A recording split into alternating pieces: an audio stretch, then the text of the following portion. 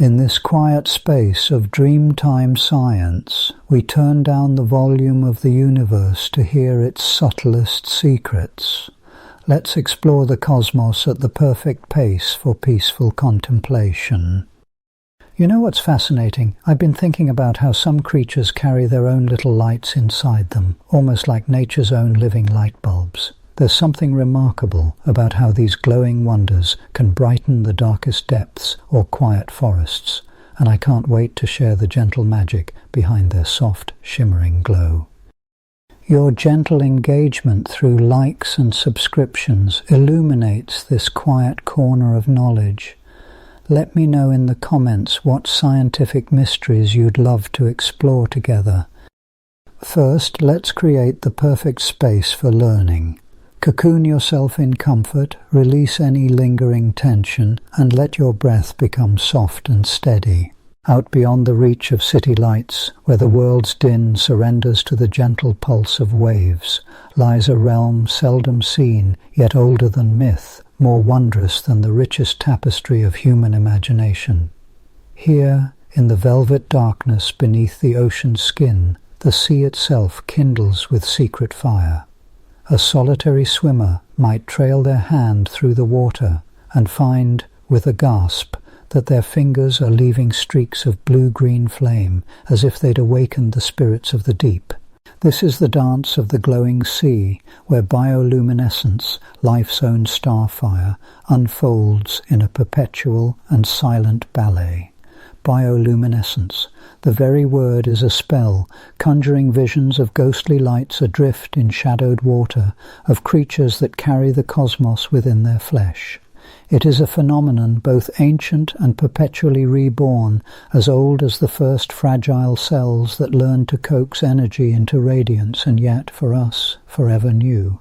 It is not the sun's reflection, nor the moon's silver path, but light conjured from the bodies of living things, light born not of burning, but of chemistry, a signal and a secret at once. Long before scientists teased apart its molecular choreography, humans gazed in awe at the sea's mysterious lights and spun tales to make sense of them. Sailors, drifting on moonless nights, would see the waves flicker with phosphorescent swirls that surged and faded with the ship's passage. Some whispered of mermaids weaving trails of emerald fire, or of restless spirits guiding lost souls to safe harbours. Polynesian navigators knew these lights as omens, their glimmering presence a sign of approaching land or a warning of reefs hidden beneath the surface. In Japan, fishermen called the blue shimmers umi hotaru, sea fireflies, and believed them to be the souls of warriors lost in battle, forever adrift. Even in the modern world, when we know something of the chemical truths behind the phenomenon, the sight of a bioluminescent bloom retains its power to astonish. On certain warm nights along the coasts of Puerto Rico or the Maldives, entire bays ignite with the blue glow of microscopic dinoflagellates. Each wave that breaks, each paddle that dips, sets off a silent flare, as if the ocean itself were sighing out light. Lovers wander the shore and leave glowing footprints in the wet sand. Children chase the surf, their laughter mingling with the hush of the water. It is impossible, in such moments, not to feel as though one has stumbled into a fairy tale. And yet, the glowing sea is no mere backdrop for romance or legend.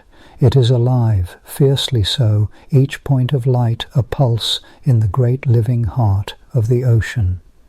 To understand bioluminescence is to peer into a hidden world, one that does not merely reflect the stars, but generates its own constellations. Let us drift now from the surface and down into the abyss. The water cools and thickens. Sunlight, so dazzling and inescapable above, falters and dies within the first few 100 meters. By the time we reach the twilight zone, only a faint blue haze remains, a memory of day. Below this, far below what any human eye can see, lies the midnight zone, a place so dark that for centuries it was thought lifeless. But here, paradoxically, is where bioluminescence truly reigns. Here, in the crushing blackness, creatures discover that light can be more precious than breath. The oceanic depths are a theatre for bioluminescent wonders. The comb jelly, with its rows of cilia shimmering like rainbows, drifts soundlessly, pulsing with internal fire. Lanternfish, named for the tiny bulbs that stud their flanks, hover in schools that flicker on and off, as if signalling to some unseen audience. The anglerfish, monstrous and sublime, dangles a glowing lure before its gaping jaws, an invitation and a trap. But not all bioluminescent displays are so predatory. Some are ballets of courtship, others are acts of camouflage, still others are simple silent calls across the empty miles. The deep sea, once imagined to be a barren desert, is in fact a living night sky, and each spark of light is a message, sometimes of warning, sometimes of longing, sometimes of deception.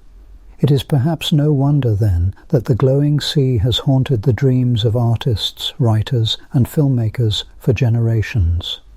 In James Cameron's 1989 film The Abyss, the deep ocean becomes a stage for both terror and transcendence. Cameron, a lifelong devotee of the sea, populates his underwater world with creatures that shimmer and pulse with alien light. Some are fragile, some monstrous, all are otherworldly. The film's most iconic vision is not of darkness, but of impossible radiance, a reminder that the unknown is as likely to dazzle as to destroy. Science fiction, in all its forms, has long looked to the deep for inspiration. The bioluminescent creatures of the abyss are only the latest in a long line of imagined deep-sea denizens. From Jules Verne's phosphorescent squids in 20,000 Leagues Under the Sea to the glowing forests of James Cameron's later opus, Avatar, the appeal is obvious. To conjure light where none should exist is to conjure hope, to promise discovery in the midst of fear. Yet even as fiction borrows from reality, reality outpaces fiction.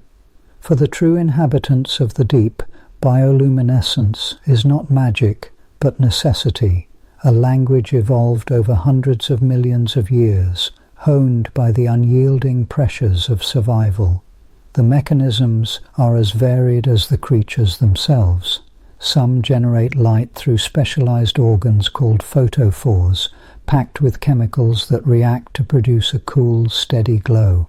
Others rely on symbiotic bacteria, tiny partners that live within their hosts and generate light in exchange for shelter and nutrients.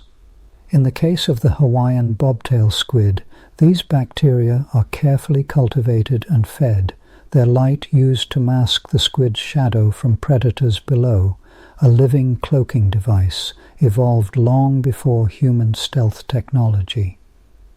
At the heart of all bioluminescence lies a chemical dance, the oxidation of a molecule called luciferin, catalyzed by the aptly named luciferase. In the moment of reaction, energy is released as photons, light, pure and cold, without heat. It is a process so efficient that it puts even our finest LEDs to shame. And yet, for all its elegance, the result is not always predictable. The color, intensity, and pattern of the light can be tuned by evolution to suit any number of purposes. Some creatures flash in bursts, startling predators or attracting mates. Others maintain a steady glow, invisible to most but clear as a beacon to those who know how to read it. The variety is staggering. In the murky waters off New Zealand, the so-called glowing shark glides, its belly alight with a greenish radiance that confounds both prey and hunter. In the Sargasso Sea, tiny shrimp unleash dazzling clouds of bioluminescent fluid when threatened, a luminous smokescreen that allows them to vanish into the gloom. Even on land, in rare places, bioluminescence makes an appearance. The foxfire of glowing fungi in damp woods, the synchronized flashes of fireflies in summer meadows, the ghostly gleam of certain beetles and millipedes.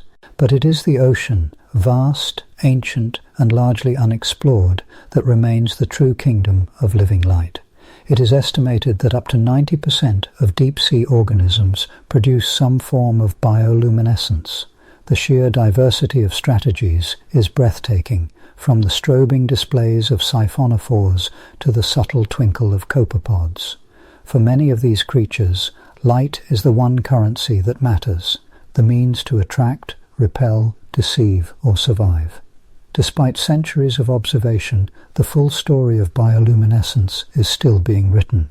With each new expedition into the deep, scientists encounter forms more strange and beautiful than any legend. Submersibles descend into the pitch-black trenches and return with footage of jellyfish unfurling like living fireworks, of squid whose tentacles ripple with electric blue, of fish whose entire bodies are studded with tiny lanterns. Each discovery raises new questions. What messages are being sent in this private language of light? What secrets lie encoded in the patterns and pulses? This is a world that refuses easy answers. The glowing sea is not simply a spectacle. It is a language, a weapon, a shield, a dance as old as life itself.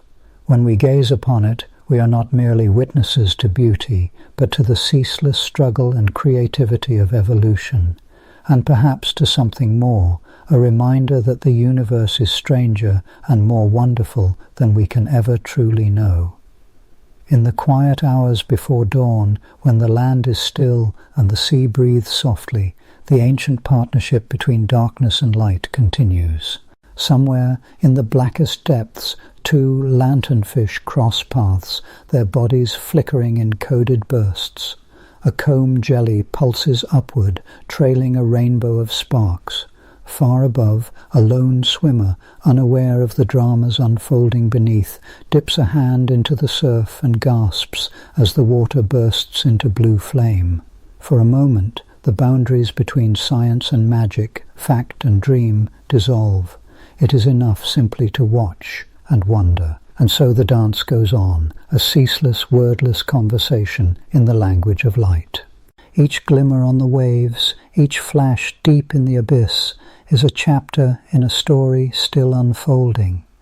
Somewhere in the darkness, a new constellation is kindling, and the sea waits, luminous and secret, for the next curious eye to seek its mysteries. The world's darkness is never complete. Even in the profoundest reaches of night there are flickers, whispers of light that seem to arise from nowhere, as if the earth itself is breathing out faint, phosphorescent sighs. These are the enigmatic lanterns of life, bioluminescence, a phenomenon so simple in appearance, and yet, under the surface, so intricate and riddled with questions that it has become a quiet obsession for scientists and poets alike. To begin to understand this unearthly glow, we must look where its pulse is strongest, the secret places where it is born, deep within the cells of living things. At its heart, bioluminescence is nothing more, yet nothing less, than chemistry. A reaction, precise and ancient, but so artfully orchestrated that even the most sophisticated laboratory seems a pale mimicry beside it. It starts with molecules, quietly nestled in the tissues of a jellyfish, or a beetle, or a fungus. Chief among these is luciferin, a name borrowed from Old Latin, light-bringer. Luciferin is a molecule with a hidden potency, a potential for radiance that needs only the right partner to ignite. That partner is an enzyme called luciferase. When luciferin meets luciferase, in the presence of oxygen, the reaction kindles into life. The luciferin is oxidized, shedding electrons and rearranging its structure. In that subtle rearrangement, energy is released, not as heat, but as a photon, a particle of light. It is an elegant transmutation, chemical energy, crafted by metabolism, spun into visible radiance with almost no waste, no warmth to betray its origin. Yet, as universal as this reaction seems, nature declines to standardize. Across the tree of life, luciferin is a shapeshifter. Each lineage has its own unique version. Luciferins in fireflies are entirely different from those in deep-sea anglerfish, which differ again from the glowing proteins of fungi or the cyanobacteria that shimmer in ocean tides. Similarly, Luciferase itself is a family of cousins, each shaped by the evolutionary needs and histories of their hosts. Some work swiftly, producing a brief, sharp flash. Others maintain a steady, gentle glow for hours at a time. No single blueprint exists, only a shared principle, endlessly reimagined. Consider the firefly, that iconic messenger of summer nights. Its lamp, a soft yellow-green, pulses in the dusk with a rhythm that is both mathematical and mysterious. The chemistry unfolds in a small organ at the tip of the abdomen, where luciferin, luciferase, magnesium, oxygen, and a dash of ATP, the universal energy currency of cells, convene in a microcosmic laboratory. The firefly's control over its own illumination is exquisite, modulated by nerves that precisely time the flow of oxygen into the light organ, flicking the beacon on and off like a living Morse code. Every flash is a word, an invitation, a challenge, a language of light that other fireflies read and answer, each species with its own dialect of pulses and pauses. Yet, for all the firefly's fame, it is only one of many terrestrial bearers of living light. The myth that bioluminescence belongs solely to the ocean is a tenacious one, perhaps born from the drama of glowing waves or the haunting spectacles of deep-sea creatures. But even in the forests and caves above sea level, the phenomenon quietly persists. On humid nights, the glowworms of New Zealand dangle sticky silk threads from cave ceilings, each thread adorned with beads of mucus that catch the light of the lava's own soft blue-green shine. The effect is a galaxy inverted, constellations descending from the darkness above, luring insects into a fatal embrace. Elsewhere, in damp logs or leaf litter, certain fungi light their fruiting bodies with an eerie greenish glow. The ghost fungus of Australian forests, Omphalotus nidiformis, can paint entire tree trunks with its spectral luminescence, shifting the boundaries between the living and the dead. What purpose does this fungal radiance serve? Here the explanations grow uncertain. Some suggest it is a lure for insects, which then help to disperse spores. Others believe it may be a byproduct of metabolic processes, an accidental light with no evolutionary intent, a question still unresolved, a puzzle left by nature for sleepless minds to ponder. Venture back to the waters, and the diversity of light-bearers multiplies beyond easy reckoning. The ocean, with its endless gradients of depth and pressure, is a laboratory for bioluminescence in its most extravagant forms. In the upper reaches, where sunlight still filters through, comb jellies drift with rainbow ripples of light, an effect not of true bioluminescence, but of the scattering and refraction of ambient light. Deeper, where the sun's influence fails, self-made light becomes an imperative, a tool for survival in a world of perpetual twilight. Here, the parade of bioluminescent forms is unending. Tiny ostracods, no bigger than grains of sand, burst into blue sparks when disturbed, a defensive smokescreen to confuse predators. The siphonophores, colonial relatives of jellyfish, string themselves into living chandeliers, chains of glowing bells that pulse with an unworldly radiance. The hatchetfish, its flanks lined with rows of photophores, matches the faint light from above, rendering itself invisible from below by counter-illumination, a cloak of near-perfect camouflage. Among these denizens, the anglerfish stands as a beacon of paradox. Its famous lure, a fleshy filament tipped with a glowing bulb, is not lit by the fish itself, but by colonies of symbiotic bacteria. These microbes, sealed within the lure, have evolved their own luciferin-luciferase systems, exchanging the gift of light for a safe home and steady nourishment. The anglerfish's lamp is therefore a two-part invention, animal and microbe, predator and prey, bound together by the mutual need for light in the abyss. With so many variations, so many independent origins, the question arises, why is bioluminescence so common and yet so diverse? It is one of evolution's most repeated inventions, at least 40 separate times by current count across the branches of life. Each time it has arisen in response to different pressures, to attract mates, to confuse or frighten predators, to lure food, or to communicate in environments where vision is otherwise useless.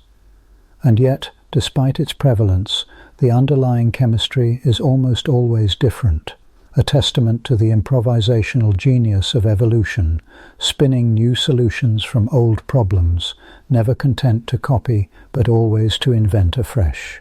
In the laboratory, bioluminescence is the darling of molecular biologists. The genes for luciferase have been borrowed, translated and inserted into all manner of organisms, from glowing plants to mice whose tumors shine with a faint blue light, making invisible disease visible. The firefly's glow, the jellyfish's green fluorescent protein, these have become the tools of a new kind of science, revealing the hidden workings of cells and genes. Yet, for all our technical mastery, there are frontiers we cannot cross. The exact evolutionary steps that led to some forms of bioluminescence remain lost in the fossil shadows. The origins of luciferin in certain lineages are still obscure. In others, the genes for luciferase arise from mysterious beginnings, with no clear ancestral function. There are deeper mysteries still. Some bioluminescent systems are so finely tuned that their efficiency approaches perfection. Nearly all the chemical energy is converted to light, with vanishingly little waste. Human-made light bulbs, even our most efficient LEDs, are crude by comparison. How did nature, in its blind, undirected way, stumble upon such flawless engineering? Is there a principle we have yet to grasp, hidden in the folds of a firefly's lantern or the tendrils of a comb jelly? Even the purpose of certain lights remains a subject of debate. The deep-sea dragonfish, with its red bioluminescent organs, emits a color invisible to most other creatures in the black ocean. Is it using red light as a private search beam to hunt unseen by its prey? Or is there a hidden code, a message meant for others of its kind? In terrestrial ecosystems, the function of fungal glow is similarly ambiguous. Is it a lure, a warning, or merely metabolic happenstance? Each new study opens fresh questions rather than answers, and so the glow at the heart of these organisms is mirrored by the glow of curiosity in those who study them. Some enigmas border on the philosophical. Why, for instance, does bioluminescence so often arise in places of profound darkness? Is it simply that the absence of light creates a niche for its invention, or is there something more fundamental at play, a need, perhaps, for connection, for signaling, for the reassurance of being seen even in the loneliest reaches of existence?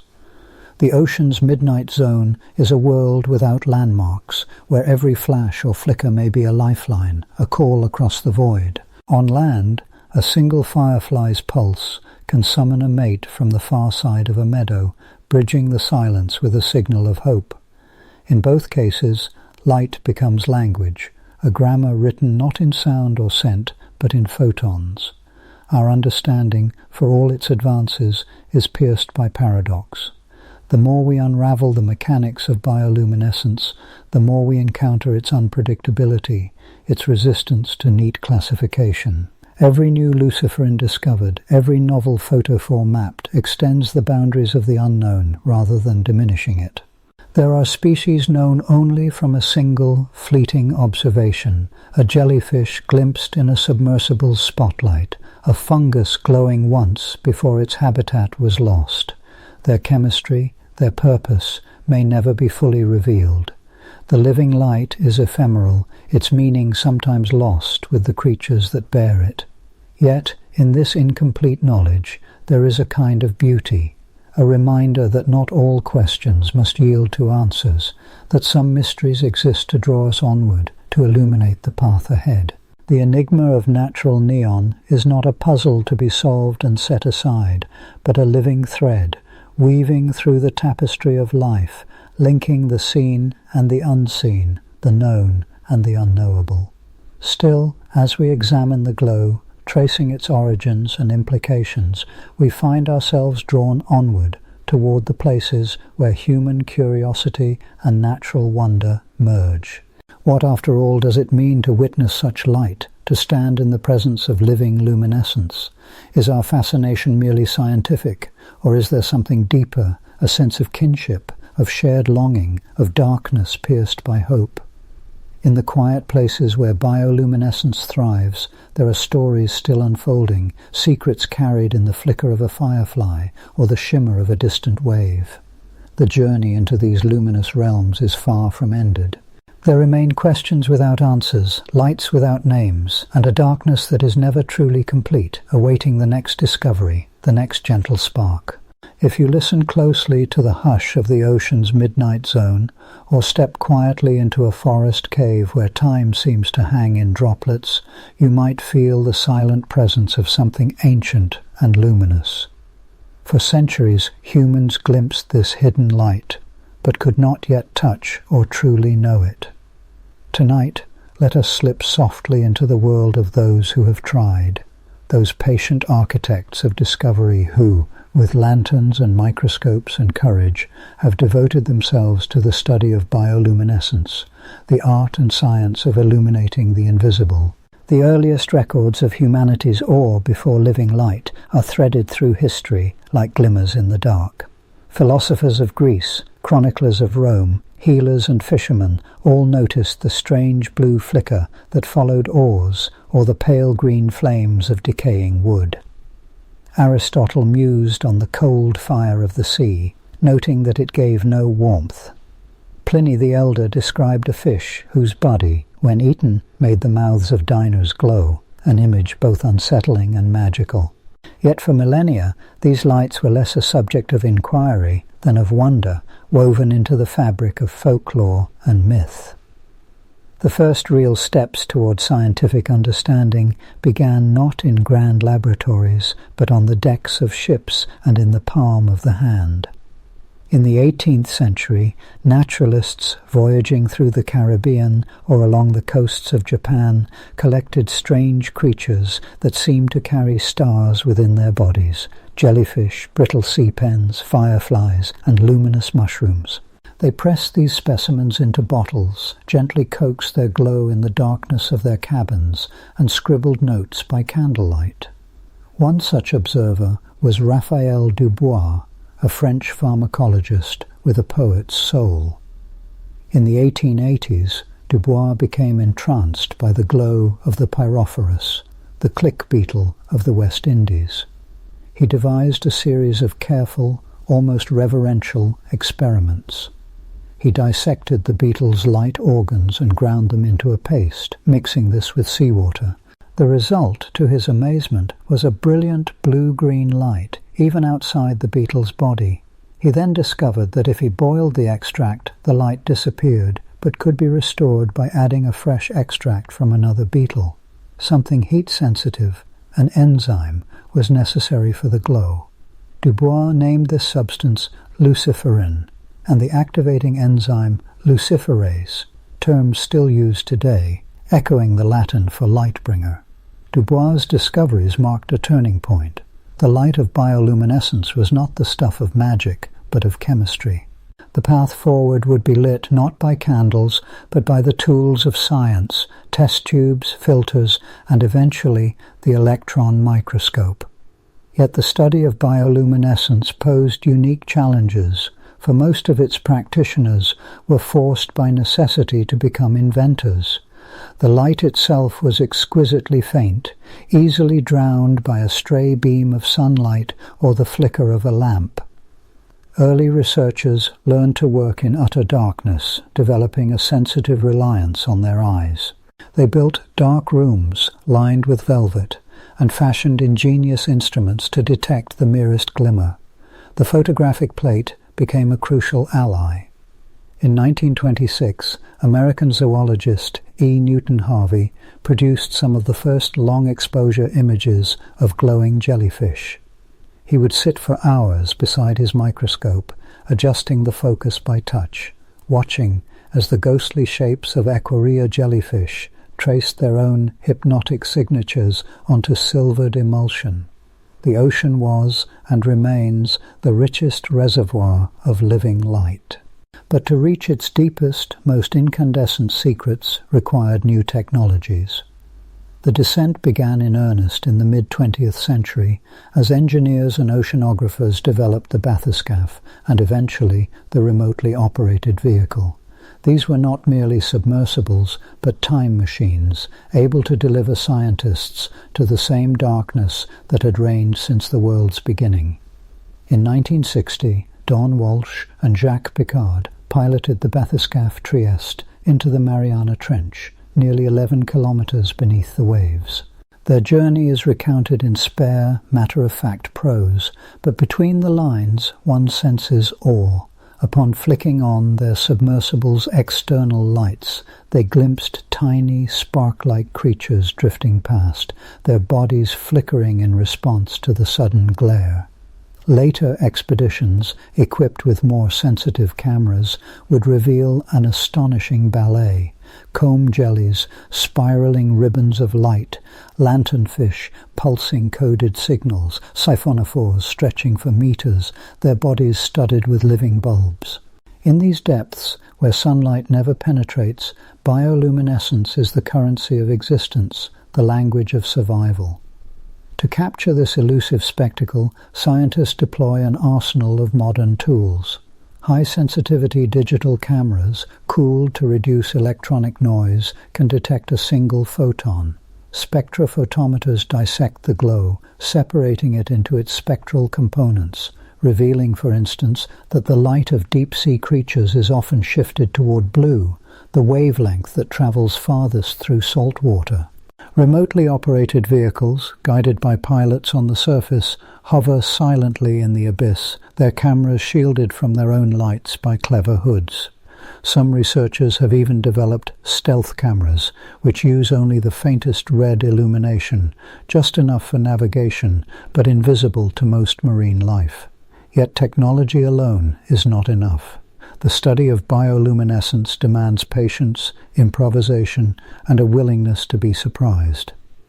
In the 1990s, a team led by marine biologist Edith Widder devised a deep-sea electronic jellyfish called the Eye in the Sea. Lowered into the blackness, it could record hours of footage without disturbing the animals it observed. It was through such patient watching that Widder and her colleagues captured the first clear images of the giant squid in its natural habitat, a living legend revealed at last by the invitation of light. Not all journeys to the glowing world require a descent to the ocean's floor. In New Zealand's North Island, a very different bioluminescent wonder awaits, the glowworm caves of Waitomo. Here, thousands upon thousands of tiny larval gnats dangle from the cave ceiling, each spinning a silken thread beaded with droplets of mucus. The larvae themselves are crowned with a blue-green lantern, which they use to lure flying insects into their sticky snares. For decades, biologists and engineers have ventured into these caves, equipped with portable spectrometers and digital recorders. They map the wavelengths of the glow, analyze the structure of the silk, and puzzle over the chemistry of the light. Unlike the luciferins of fireflies and jellyfish, the glowworm's light is produced by a unique molecule, and the exact details remain a tantalizing mystery. To study these creatures, scientists must work quietly, cloaked in darkness, so as not to disturb the delicate architecture of hunger and hope suspended above their heads.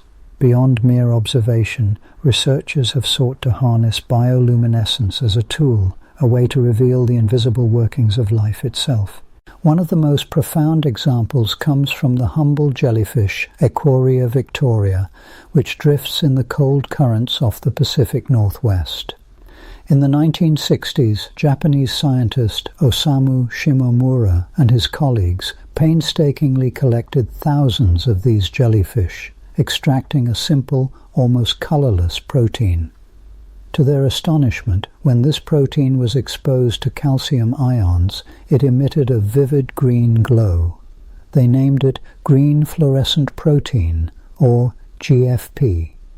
GFP would become one of the most important tools in modern biology. By fusing the gene for GFP to other genes, researchers could make living cells light up whenever a particular protein was expressed. Suddenly, the invisible machinery of the cell, its motors, scaffolds and messengers, could be tracked in real time, glowing like tiny lanterns under the microscope. The discovery and development of GFP transformed the study of life, earning Shimomura and his collaborators the Nobel Prize. Today, GFP and its colorful cousins, engineered to glow red, blue or yellow, illuminate everything from the wiring of the brain to the growth of cancer cells, from the development of embryos to the spread of viruses. The applications of bioluminescence continue to expand, guided by the imagination of scientists, engineers, and artists alike. In laboratories, luciferase enzymes are used as reporters. Mix them with a test sample, and the resulting light signals the presence of a particular gene, toxin, or environmental pollutant. In medicine, researchers are developing bioluminescent probes that can reveal tumors deep within the body or track the spread of infection in real time. In environmental science, glowing bacteria have been engineered to detect heavy metals or other pollutants. When the water is clean, they shine. When it is fouled, their light goes out. There are even more whimsical endeavors. Designers have created glowing plants, their leaves suffused with luciferin as living nightlights. Engineers have experimented with bioluminescent billboards and street lamps, dreaming of cities that might one day be lit not by electricity, but by the gentle radiance of living cells. In art galleries and theatre performances, the subtle shimmer of bioluminescent algae has been used to evoke wonder and provoke questions about our relationship to nature. Yet for all our ingenuity, there remains an abiding humility in the face of bioluminescence, a recognition that our tools, however sophisticated, can only capture fragments of this ancient light. The chemistry is complex. More than 40 distinct bioluminescent systems are known, each with its own luciferins and luciferases, its own triggers and regulators. In some animals, the light is produced by symbiotic bacteria, carefully cultivated in specialized organs. In others, it is the result of a cascade of enzymes and cofactors, orchestrated with breathtaking precision. Experiments to untangle these secrets are often acts of both rigor and reverence. Chemists isolate tiny quantities of luciferin from fireflies or deep-sea shrimp, mapping their atomic structure with spectroscopy and crystallography. Molecular biologists clone the genes for luciferase, expressing them in bacteria or yeast, and testing their activity under different conditions. Engineers design microfluidic devices, tiny glass chips with winding channels that can mix reagents in precisely measured droplets, allowing scientists to observe the flash of light when luciferin meets its enzyme. History is replete with ingenious experiments and accidental discoveries. In the early 20th century, researchers studying the luminous bacteria that colonize fish realized that their light could be used as a biological clock. When exposed to certain toxins, the bacteria's glow would dim, providing a simple assay for water quality. In another era, physicists worked with photomultiplier tubes, devices that could detect the faintest glimmer of light, amplifying it millions of times. These instruments, originally designed for nuclear physics, found new life in the study of bioluminescent plankton, helping to reveal the nightly vertical migrations of countless tiny animals, a phenomenon known as the deep scattering layer, the largest movement of biomass on the planet. Every generation of scientists, it seems, invents new ways to see the unseen. In recent years, computational biologists have modeled the complex feedback loops that control light production in squid and fireflies, using equations to predict when and how these creatures will flash. Synthetic biologists have designed entirely new bioluminescent systems, combining genes from different organisms to create lights of every hue. Some have even encoded information, words, shapes, or patterns into the DNA of bacteria, so that when the colony grows, it glows according to a hidden script.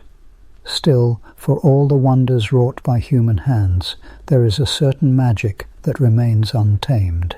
A dive into the Sargasso Sea, where trillions of tiny copepods flash in synchrony, each light a heartbeat in the ocean's pulse. A walk through a moonless forest, where the ghostly glow of foxfire traces the outlines of fallen logs. The quiet awe of entering a cave in New Zealand, where the ceiling becomes a starry sky, each point of light a hungry lava spinning its thread. In these places, our cameras and instruments are but guests, our theories only the beginning of understanding, and so the work continues, patient, improvisational, and endlessly curious. The light that once seemed so distant and mysterious is now a vital part of our scientific toolkit, its glow illuminating not only the creatures that produce it, but the very processes of life. Yet every new discovery seems to reveal deeper mysteries, new chemicals, new genes, new purposes for light that we had not imagined. As we drift now toward the edge of sleep, let your mind linger on the thought of those who illuminate the invisible, not only the bioluminescent creatures themselves, but the scientists and dreamers who follow their light. For in the darkness of the cave, the abyss or the laboratory, a faint gleam is often all we need to see what lies ahead, and to wonder what new forms of brilliance may yet be revealed. There is a peculiar hour, sometime after midnight, when the world seems to pause. The air hangs with a hush, as if the earth itself is holding its breath, waiting for something subtle and astonishing to unfold. In these suspended moments, the mind drifts toward mysteries that defy easy explanation, phenomena that, even when explained, refuse to surrender their sense of wonder. Bioluminescence is one such phenomenon. It glows at the edge of our understanding, both a scientific puzzle and an ancient inspiration for myth, metaphor, and dreams. In the quiet tide pools of a tropical cove, a child once waded out, lantern in hand, seeking seashells beneath the moon's uncertain gaze. As her toes disturbed the water, sparks of blue-green fire flared around her feet, each step trailing a swirl of light. The ocean itself seemed to awaken, as if welcoming her with a silent greeting. Many of us, in one form or another, have had such encounters, moments when the natural world reveals its hidden lamps, and for a fleeting instant the boundaries between science, art, and wonder blur into one luminous experience. The glow of living things has haunted humanity's imagination since our earliest days. Long before we could name luciferin or luciferase, before we peered at glowing plankton under microscopes or sequenced the genes of lanternfish, we watched the forest flicker with fireflies and pondered the strange cold flames of fungi blooming on rotting logs. These were not merely curiosities to our ancestors. They were signs, omens, sometimes even messages from the spirit world. Across cultures and epochs, bioluminescence became woven into the fabric of folklore and myth. In ancient Japan, fireflies, hotaru, were believed to be the souls of the dead, flickering in the twilight as they journeyed to their next life. In the forests of North America, the ghostly shine of foxfire, luminous fungi, was believed to be the work of woodland spirits, guiding or misleading travelers in the night. This ancient sense of awe did not fade with the advent of science. If anything, it deepened. For each layer of understanding revealed new questions, new marvels. The first natural philosophers who attempted to explain these living lights were met not with simple answers, but with richer mysteries. What is the source of the firefly's gleam? Why do some mushrooms glow while others remain dark? How can a creature made of flesh and water conjure light from the chemistry of its own cells? The journey from myth to molecule has illuminated not only the workings of bioluminescence but also the nature of human curiosity itself. When Robert Boyle, in the 17th century, observed the faint green glow of rotten wood, he described it as cold fire. He could not know that centuries later scientists would isolate the very enzymes and substrates responsible, nor that these discoveries would ripple outward, touching fields as distant as genetics, ecology, and medicine. Yet even as we have charted the mechanisms, the mystery of bioluminescence persists, because its meaning is not bound solely to its chemistry. Consider for a moment the influence of bioluminescence on art and literature. The firefly's glow is not merely a curious fact, it is a symbol, a motif, a metaphor that shimmers through poetry and painting alike. In the soft darkness of a summer night, the blinking of fireflies becomes a kind of visual music, a dance of fleeting hope. Japanese haiku poets, with their exquisite attention to the momentary, have long celebrated the firefly's ephemeral light. In the cool night air, fireflies drift among the reeds, silent, glowing dreams. The same motif appears in the art of the West. Vincent van Gogh, in a letter to his brother Theo, wrote of the wonderful effect of a starry night, of fireflies in the garden, things that speak to the very soul. Writers and artists have always recognized in bioluminescence something that defies the ordinary, a living reminder that even in darkness, beauty persists, and that light can arise unbidden from the depths. This fascination is not idle. It reflects something fundamental about the human condition. For much of our history, the night was a time of vulnerability, of uncertainty. The darkness concealed dangers both real and imagined. Any light, however feeble, was precious. The glow of a firefly, the shimmer of Noctiluca in the surf, became more than a spectacle. They were signs of hope, of life persisting against the odds. In this way, bioluminescence has always resonated with the deeper rhythms of the psyche, embodying the possibility of illumination in the midst of obscurity. Even now, in our age of electric lights and luminous screens, we find ourselves drawn to these ancient illuminations. Artists use the motif of living light not only for its beauty, but for its capacity to symbolize resilience and transformation. In cinema, the magical blue shimmer of bioluminescent plants on the world of Pandora in Avatar evokes a sense of wonder and interconnectedness with nature. In literature, the glow of fireflies often becomes a metaphor for memories, for fleeting joys, for the persistence of hope when all else seems lost. But the influence of bioluminescence extends beyond art and metaphor. It has, in subtle ways, shaped the course of science and technology. The cold, efficient light of living organisms has long inspired human ingenuity. For centuries, inventors sought to imitate the firefly's lamp, hoping to unlock a source of illumination free from heat and smoke. In the 19th century, some even attempted to use bioluminescent organisms, glowing bacteria and fungi, to light the lamps of lighthouses or illuminate the pages of books.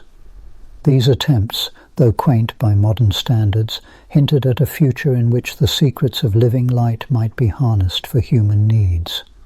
Today, that vision is not merely fanciful. The study of bioluminescence has given rise to tools and technologies that have transformed science itself. The green fluorescent protein, first isolated from the jellyfish Aquaria victoria, now serves as a beacon in the molecular laboratory.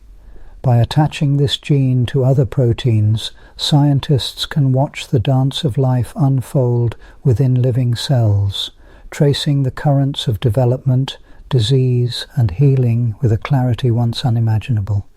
Glowing markers derived from bioluminescent creatures have illuminated the workings of neurons, the spread of cancer, the choreography of embryonic growth. In this way, the ancient glow of the sea has become a modern torch, lighting the path of discovery.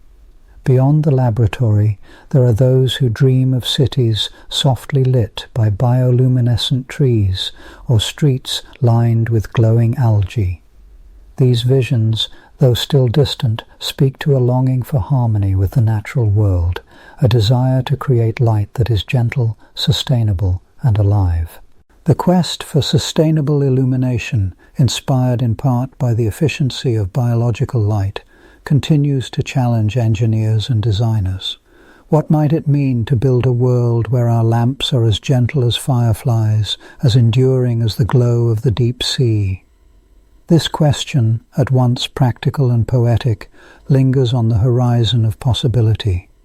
Yet, perhaps the greatest gift that bioluminescence offers is not technological but philosophical. In the dark spaces of the world, where sunlight fails and shadows gather, living creatures have found ways to shine. The glowing plankton drifting in the abyss, the lanternfish gleaming in the blackness, the firefly pulsing in the summer dusk, all are manifestations of life's refusal to be extinguished by darkness. They are, quite literally, embodiments of hope. There is a lesson here, one that reaches beyond biology.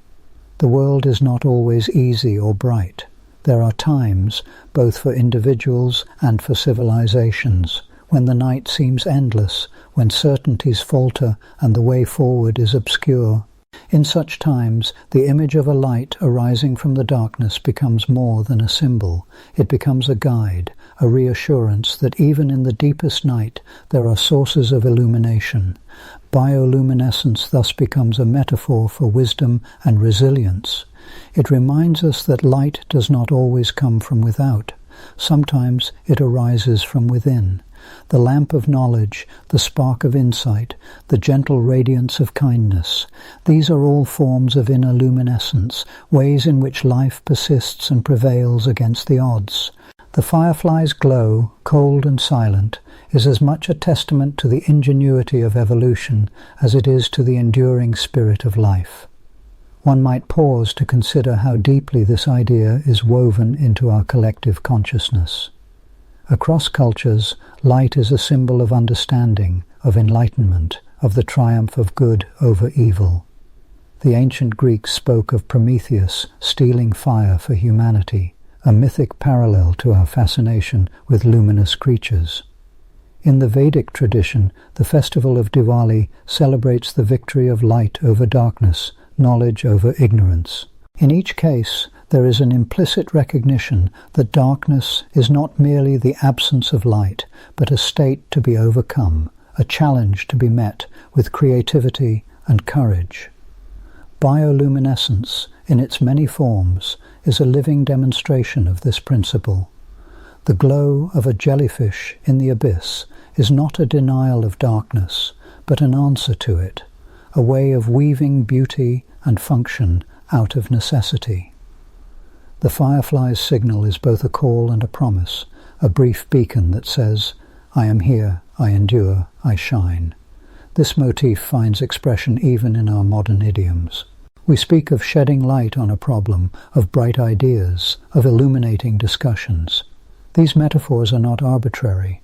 They reflect an ancient intuition that to understand, to persevere, to hope, is to bring light where there is none.